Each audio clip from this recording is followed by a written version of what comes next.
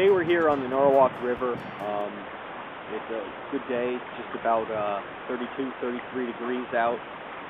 What's nice is we've had a storm front move through, and the sky's starting to clear up. It's starting to brighten.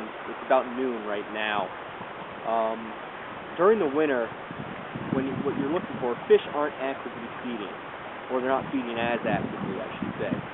And so what you want to look for days where it's warmer. Maybe there's been a cold snap and it's warmed up. It's at that 33, 35 degree mark, and the sun's out. Unlike the rest of the year, when you want to fish the first few hours of the day and the last few hours of the day, in the winter you want to fish the heart of the day, between 10 and 1 p.m., 10 a.m. and 1 p.m., simply because that's when the fish are going to be most active. When I fish in the winter, I don't do many things differently than I do during the rest of the year.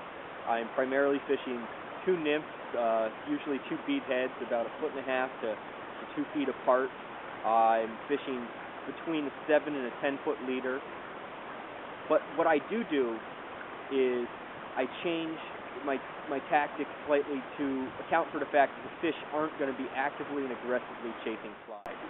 These fish, they will have moved out of their prime feeding lines and into holding water in order to conserve energy, to conserve the fat stores they have, and their metabolism slow down.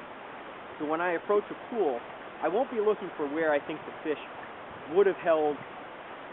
Say it's a perfect day in May and there's plenty of insect activity. I would look, they might be, in that case, they'd be right on the edge of the seam. In the winter, the fish are going to shift off a little bit. Maybe there's a back eddy. It's just holding water. The other thing I do is I will fish deeper and I will fish slower.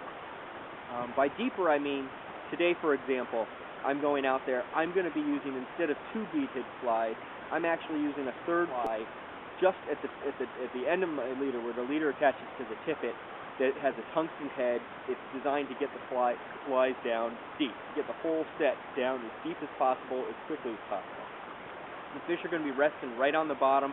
They're not going to be up and down in different areas of the water column. So it's important to get that fly down to them immediately. And by slower, I mean I'm going to take more time at each pool. Typically, when I fish the Norwalk River, I'll take a cast, let it drift down 4 or 5 feet, take 2 steps, take another cast. And because there are not many holding pools. Here in the winter, the fish will have moved out of some of that choppier pocket water. You may find a few in there, but it's better to approach the larger, deeper pools in the river. What I try to do is adjust my tactics for the situation. There's a pool I'll be fishing later today that's between 6 to 10 feet deep. It's about 6 feet at the head, 10 feet at the belly, and then it tapers back out 6 feet, 4 feet. So in that case, I am going to use that longer fly set, the 3 flies, fish deeper, and fish off the current. Later on in the day, I'll be approaching another pool that's more in the 3 to 5 foot range. It's not as deep. I'll take that 3rd fly off because I don't need it and I'll get snagged on the bottom. But it's the same tactic. The other thing I like to do, and this is whether it's winter or here in April, is I fish almost strictly upstream. And the reason for that is I've just always found, if you approach the fish from behind, they're not going to see you. If you take your time. And most of the fish here in the Norwalk River, I find, aren't that line shy. So if you cast over them, it's not as much of an issue.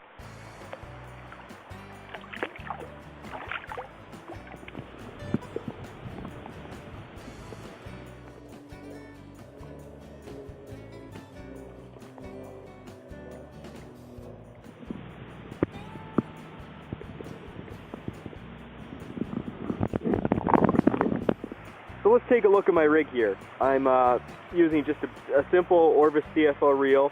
I've got a rod here that's an 8.5 foot 4-weight, which is ideal for the Norwalk.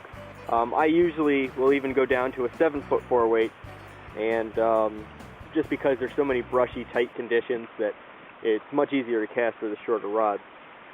Just using a simple, basic floating line. So what I've done here is I've put on my lead fly. It's a caddis fly with a tungsten bead head, size 10, very big. I don't expect many hits on this. This fly is primarily to just get my whole system down, drop down the flies lower into the water column. If you move down about a foot and a half, you get into my second fly.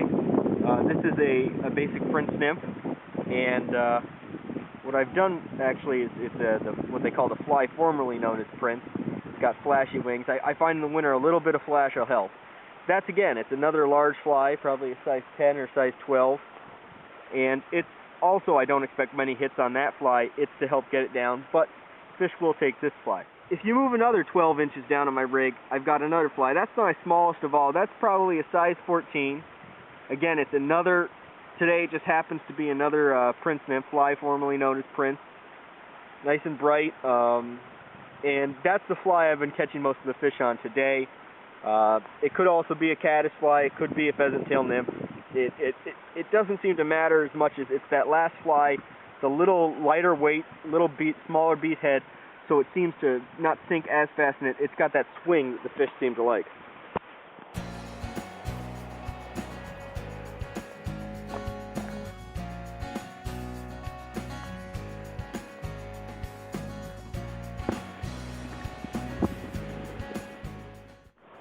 Today I also want to talk about handling fish in the winter. It's imperative in the winter that you get the fish off the hook and back into the water as quickly as possible. And in fact, it's ideal if you never take that fish out of the water at all. The challenge is on days, today it happens to be in the mid-30s, but earlier, 2 weeks ago, I was fishing, it was about 19 degrees out. I was still catching fish, but if I take that fish up out of the water, its gills will actually start freezing within 10, 15, 20 seconds, depending on the temperature of the air. And that can just be disastrous. That'll raise fish mortality faster than if you were fishing in midsummer with 70-degree water and low oxygen content in the river. So it's important to get the fish off the hook as fast as possible, and if possible, not take it out of the water.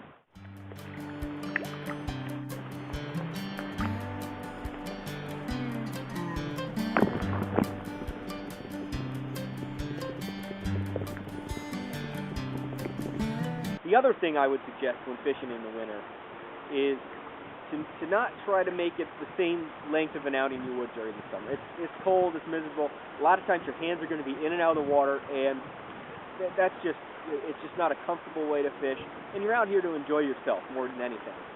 So, if you don't want to fish that whole 10 o'clock to 1 o'clock window, fish 10 to noon, or fish 11 to 1, or fish noon to 1:30, and you'll have a good time.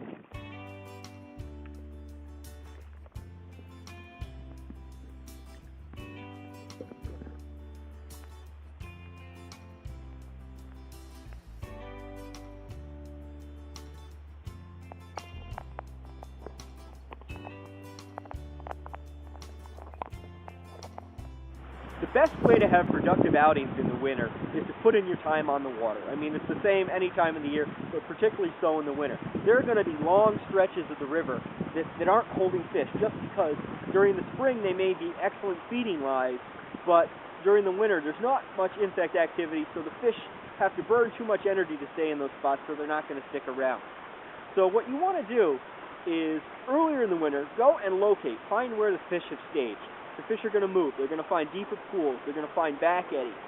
Figure out where the fish are holding. So that way, let's say you go out 1 week in January and you fish about a mile of river and you come across a pod of fish in one pool. So you know their fish are there. The next weekend, don't go right back to that spot and fish that again. You know those fish are there, and during the winter, to be honest, there's not many people fishing, so you don't have to worry about people taking those fish out. Instead, go fish another 1 mile stretch of river and see if you can find more fish in other places.